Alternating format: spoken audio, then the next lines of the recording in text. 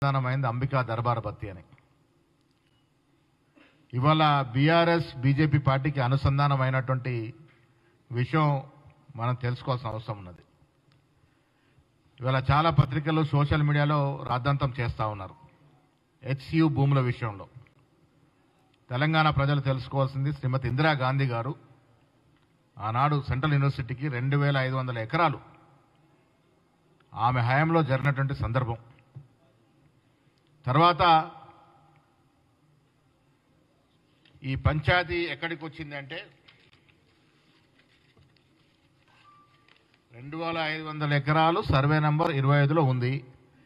ఈ మొత్తం 2 బిట్లు. అసలు కథ ఇక్కడ మొదలైంది. హైదరాబాద్ సెంట్రల్ యూనివర్సిటీకి సంబంధించి ఒక బిట్లోని భూమిని ఐఎంజీ భరత్ అనే సంస్థకి 20 సంవత్సరాల క్రితం, అంటే నేను కూడా చంద్రబాబు గారి హయాంలో ప్రభుత్వం కేటాయించింది. దేంట్లో నుంచి కేటాయించింది? హెచ్యుకి సంబంధించినటువంటి 2500 ఎకరాల నుంచే కేటాయించింది. ఆ తర్వాత 2005-06లో అప్పటి కాంగ్రెస్ ప్రభుత్వం, రాజశేఖర రెడ్డి గారి ప్రభుత్వం ఈ కేటాయింపు రద్దు చేసింది. దీనిపై అప్పటి నుంచి కోర్టులో వివాదం నడుస్తూ ఉంది. ఈ స్టోరీని కాసేపు పక్కన పెడితే మనం తెలుసుకోవాల్సిన విషయం, ఇలా గోరంత కొండంతలుగా గొగ్గోలు పడుతున్న కేటీఆర్ నిర్వాకం ఈ విషయంలో తెలుసుకోవాల్సిన అవసరం ఉన్నది. చాలా చక్కటి కథలు అల్లుతా ఉన్నాడు కిషన్ రెడ్డి. కేటీఆర్ చేతిలో చెయ్యేసి చెప్పు బావ అనే విధంగా పాట పాడుకుంటూ ఎస్సీ భూముల మీద మాట్లాడుతూ ఉన్నారు. అసలు విషయాలకు వెళ్తే 2014లో మిత్రులారా టీఆర్ఎస్ ప్రభుత్వం అధికారంలోకి వచ్చింది. రాగానే ఆనాడు కేసీఆర్ కేటీఆర్కి బినామీగా ఉన్నట్టు రామేశ్వరరావు కన్ను ఈ భూముల మీద పడింది. అయితే అప్పటి భూముల విషయం కోర్టు పరిధిలో ఉండటంతో అదే సర్వే నంబర్లో 25లోని భూమిలో 50 ఎకరాలకు సంబంధించి నడుస్తున్న లీగల్ పంచాయతీని కేటీఆర్ స్వయంగా రంగంలోకి దిగి అక్కడున్న వీరు వ్యక్తులతో మాట్లాడి దాన్ని సెటిల్ చేసినటువంటి పరిస్థితి. కేటీఆర్ గారు రంగంలో దిగి సెటిల్ చేసిన 50 ఎకరాలు ఎక్కడిది అంటే కాంగ్రెస్ ప్రభుత్వం రాజశేఖర హయాంలో రద్దు చేసినటువంటి భూముల్ని, అది కోర్టు వివాదాల్లో ఉండగా దీనికి బదులుగా ఇంకొక 400 ఎకరాలు సెంట్రల్ యూనివర్సిటీ కేటాయించడం జరిగింది. దీని బదులుగా ఆనాడు రిజిస్టర్ గారు సంతకం పెట్టించినారు. ఈ భూములు ఐఎంజీ భరత్కి ఇస్తే దానికి బదులుగా 400 ఎకరాలు తీసుకున్నారు మళ్ళీ యూనివర్సిటీకి. ధరావతమైంది ప్రభుత్వ భూమి. ఆ భూమి ఇలా అన్యాక్రాంతమైంది. దానిలో అందరి పాత్ర ఉంది. ఆ భూముల్లోనే ఇలా మనం మై హోమ్ విహాంగా అనేటువంటి ఒక బహు అంతస్తుల భవనం అక్కడ వెలిసింది. ఇలా కేటీఆర్ గారికి సవాల్ విసురుతున్నా దానికి 100 ఫీట్ల రోడ్డు కేటాయించడం జరిగింది.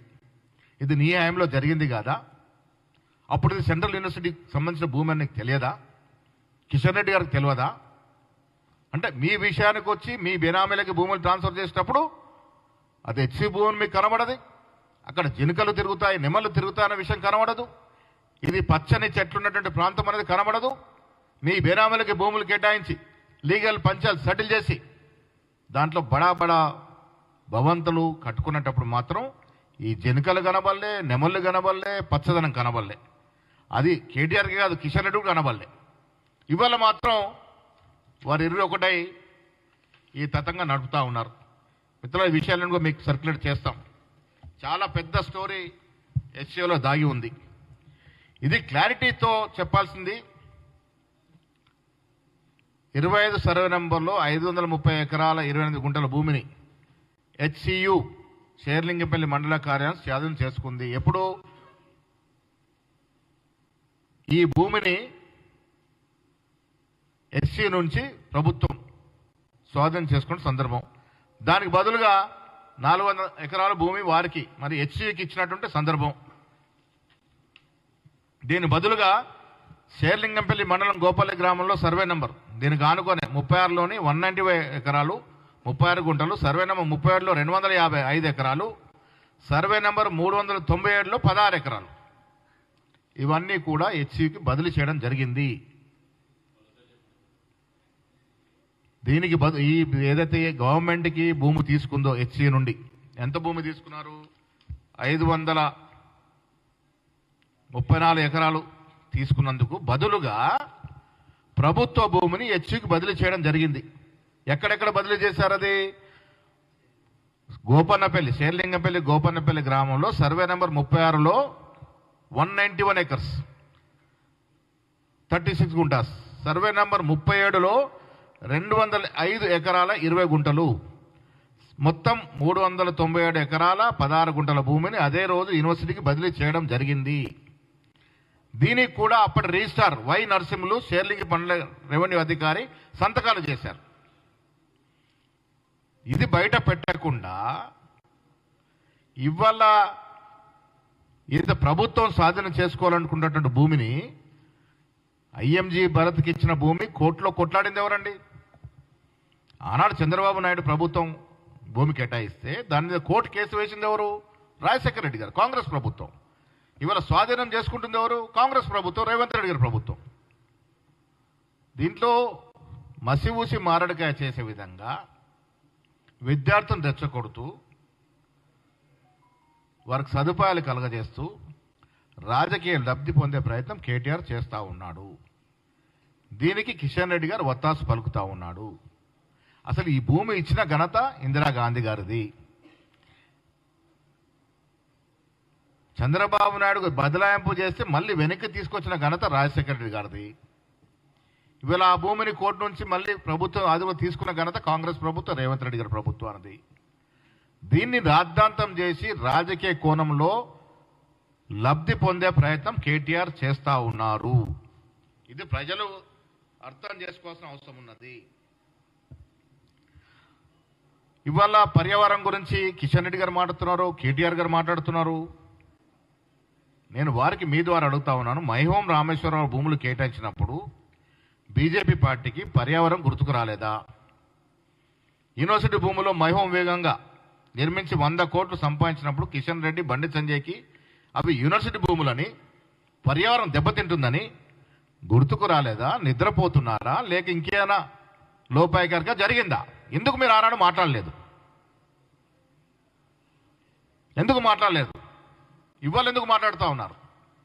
ఇది స్పష్టత ఇవ్వాల్సిన అవసరం కేటీఆర్ మీద ఉంది. సెంట్రల్ యూనివర్సిటీ భూముల వద్దకు వెళ్ళి బీజేపీ నేతలు మైహోం వద్ద దగ్గరికి ఎందుకు వెళ్ళట్లేదు?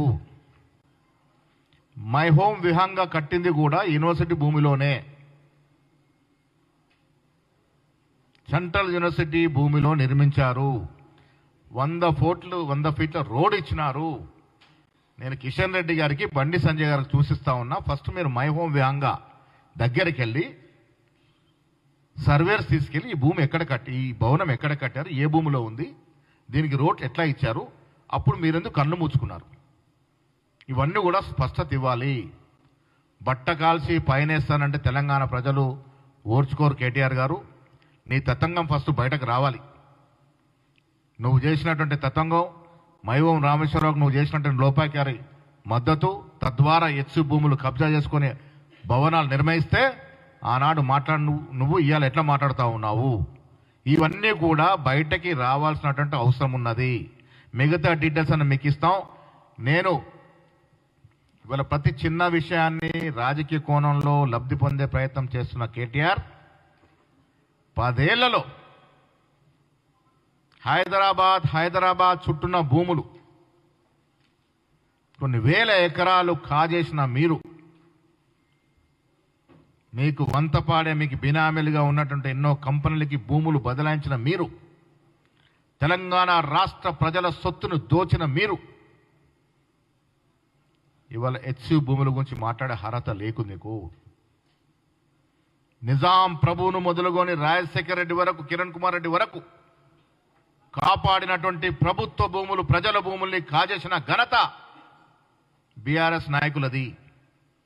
కేటీఆర్ చుట్టూనే మంత్రులు, ఎమ్మెల్యేలు బాజాప్తగా భూదందా చేసి భూ బకాసులుగా మారి రాష్ట్ర భూముల్ని, రాష్ట్ర ప్రభుత్వ భూముల్ని కాజేసినటువంటి వాస్తవాలు ఇలా తెలంగాణ ప్రజలు మర్చిపోలే.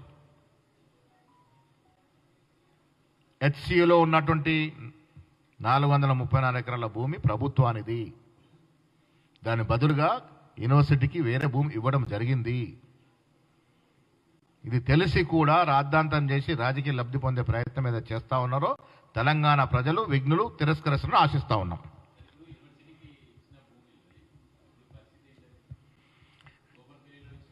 గోపన్నపల్లికి ఇచ్చిన భూముల్లో అన్యాక్రాంతమైంది, చాలా కబ్జాల గురైంది. దాంట్లో మైమం రామేశ్వరరావు బిల్డింగ్ కూడా కబ్జా చేసి కట్టిందే, బాజాబ్తా హెచ్సి భూమిలోనే కట్టినారు. ఇవన్నీ బయటికి రావాలి. డెఫినెట్గా మినిస్టర్ల మీటింగ్ జరుగుతూ ఉంది. ఏం తీసుకోవాలో ఏం చేయాలో చేస్తారు.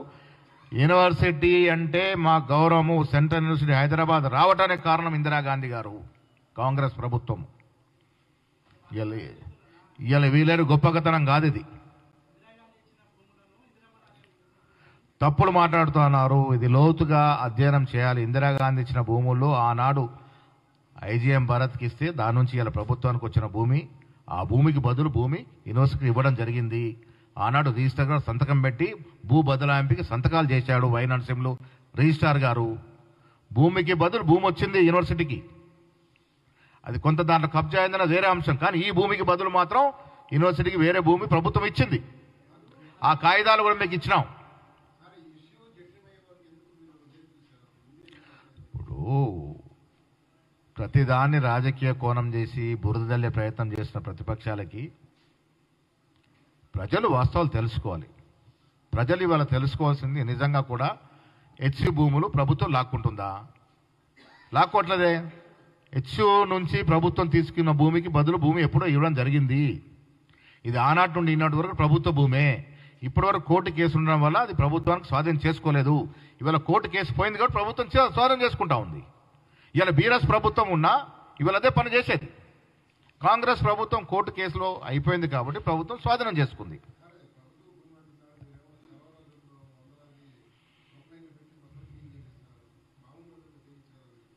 ఏదన్నా ఇప్పుడు క్లీన్ ప్రభుత్వ భూమి కాబట్టి ప్రభుత్వం క్లీన్ చేస్తూ ఉంది.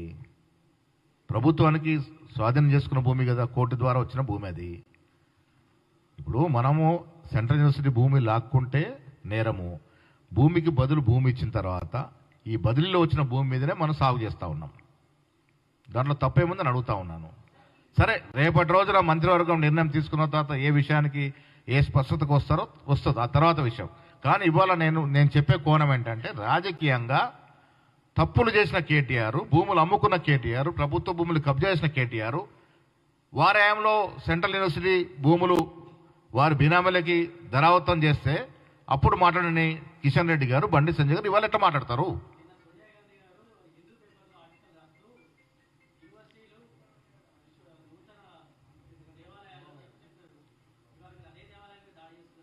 దాడి అని ఎట్లా అనుకుంటారు మీరు? ప్రభుత్వ భూమిని ఇప్పుడు ప్రభుత్వ భూమిని ప్రభుత్వమే తీసుకుంటుంది కదా, యూనివర్సిటీ భూమి కాదు అది. మీరు స్పష్టత తీసుకోవాల్సింది, అది యూనివర్సిటీకి సంబంధించిన భూమి కాదు, అది ప్రభుత్వానికి సంబంధించిన భూమినే ప్రభుత్వం స్వాధీనం చేసుకుంటుంది. ఇన్ని రోజులు ఎందుకు స్వాధీనం చేసుకోలే? కోర్టులో ఐఎంజీ భరత్ సంస్థకి మనకి కోర్టులో కేసు ఉండింది, ప్రభుత్వానికి సంస్థకి. ఇవాళ కోర్టు తీర్పు ఇచ్చింది కాబట్టి తద్వారా ఆ భూమిని స్వాధీనం చేసుకుంటా ఉంది. ఇవాళ 1 ఇంచు భూమి కూడా యూనివర్సిటీది తీసుకోవట్లేదు. అక్కడ స్టూడెంట్స్లో అక్కడ ఉంది కాబట్టి ఇప్పుడు మన భూమి మన తీసుకోవడానికి ఇంత రాద్ధాంతం చేయాల్సి వస్తుంది. యూనివర్సిటీ విద్యార్థులకు కూడా ఈ విషయం తెలుసు. భూమికి బదులు భూమి ఇచ్చిందనే విషయం కూడా తెలుసు. వారు అదనంగా ఈ భూమి అడుగుతా ఉన్నారు. అది ప్రభుత్వ పరిశీలనలో ఉంది. ఎస్, ఇప్పుడు హెచ్ భూమి కానీ ఉస్మానియా భూమి కానీ 1 ఇంచు కూడా అమ్మడం కుదరదు, అమ్మటానికి వీల్లేదు, అమ్మము కూడా. ఇది హెచ్కి సంబంధించిన భూమి కాదు, ఇది ప్రభుత్వానికి సంబంధించిన భూమి.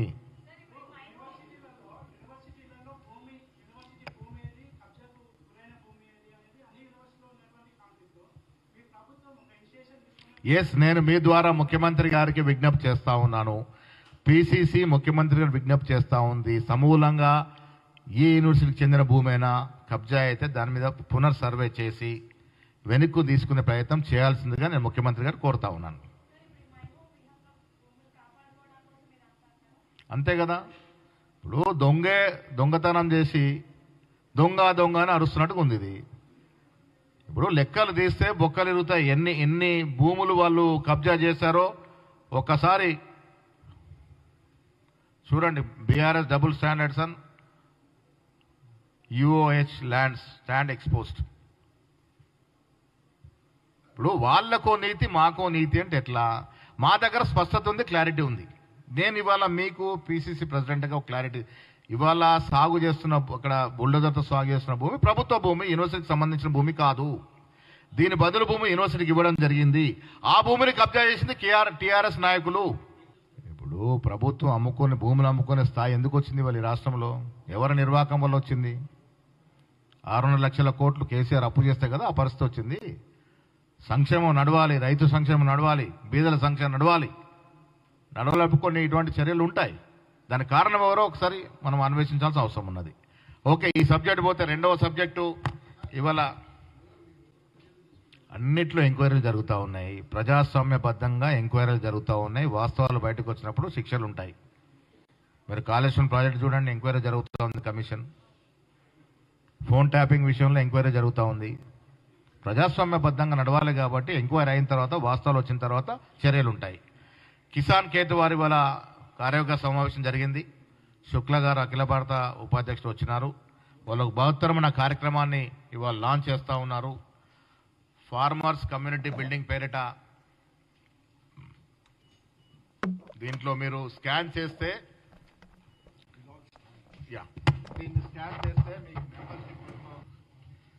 రాష్ట్రంలో రైతే ధ్యేయంగా పనిచేస్తున్న ప్రభుత్వం. నేను ఇందాక చెప్పినట్టుగా వారు 30 సంవత్సరాల్లో ఇవ్వలేని 30 సంవత్సరాలుగా ఇవ్వలేని రైతు రుణమాఫీ మేము 11 మాసాలు ఇచ్చినట్టు తీరు, మేము ఇస్తున్న రైతు బంధు, సన్న బట్టలకి బోనస్ కానీ రకరకాల సంక్షేమ రైతుల పట్ల ఇస్తున్న సందర్భంలో తెలంగాణ రాష్ట్రంలో రాబోయే రోజుల్లో ఒక గొప్ప రైతు సదస్సు తెలంగాణలో నిర్వహించుకునే విధంగా ప్రయత్నం చేయాల్సింది కూడా నేను వారిని కోరుతా ఉన్నాను. రైతు కిసాన్ ఖేత్ డిపార్ట్మెంట్లో 10-15 సంవత్సరాలుగా పనిచేస్తున్నటువంటి అందరికి కూడా ప్రభుత్వ బోర్డులో కానీ పార్టీ నిర్మాణంలో కానీ వారికి అవకాశం ఇస్తాం. Thank you. క్యాబినెట్ ఎక్స్పాన్షన్ విషయంలో మా అందరి అభిప్రాయాలు తీసుకోవడం జరిగింది. అందరు కలిసికట్టుగా వేరువేరుగా క్యాబినెట్ నిర్మాణం మీద మా అభిప్రాయాలు చెప్పడం జరిగింది. తుది నిర్ణయం ఏఐసిసి ప్రకటించాల్సి ఉంది. వారు ఎప్పుడు ప్రకటిస్తే అప్పుడు క్యాబినెట్ విస్తరణ ఉంటుంది. ఎవరు చెప్పినారో మీకు 3వ తరగతి? మేమైతే ఎవరికి డేట్లు చెప్పలేదు. క్యాబినెట్ నిర్మాణ డేట్ అనేది వారు ఏఐసి వారు ఎప్పుడు ప్రకటిస్తే అప్పుడు ఉంటుంది. సాయంత్రం ఢిల్లీకి వెళ్తున్నాం. రేపు బీసీ సంఘాల నాయకులు జంతర్ మంతర్లో పెద్ద ఎత్తున నిరసన తెలుపుతా ఉన్నారు. కేంద్ర ప్రభుత్వం, రాష్ట్ర ప్రభుత్వం ప్రవేశపెట్టిన 42% రిజర్వేషన్ని 9th షెడ్యూల్లో చేర్చి ఇక్కడ రిజర్వేషన్కి అధికార ముద్ర వేయాలని, అదేవిధంగా యావత్ దేశంలో మోడీ గారు బీసీగా ప్రధానమంత్రి ఉన్నప్పుడు యావత్ దేశంలో ఇలాంటి రిజర్వేషన్ ఇవ్వాలని కోరుతూ రేపు చలో ఢిల్లీ కార్యక్రమం జంతర్ మంతర్లో ఉంది. బీసీ సంఘాలంతా కూడా ఒక ప్రత్యేక ట్రైన్లో వారు ఢిల్లీ చేరుకున్నారు. రేపు ముఖ్యమంత్రి గారు, నేను, డిప్యూటీ ముఖ్యమంత్రి గారితో పాటు చాలామంది మంత్రులు, ఎమ్మెల్యేలంతా కూడా ఆ బీసీ సంఘాల పిలుపు మేరకు వారికి సంఘీభావం పలపడానికి మేము ఢిల్లీ పోతా ఉన్నాం. అక్కడ ధర్నాలు పాల్గొంటాం. రాహుల్ గాంధీ గారు వస్తారని ఆశిస్తా ఉన్నాం. Thank you.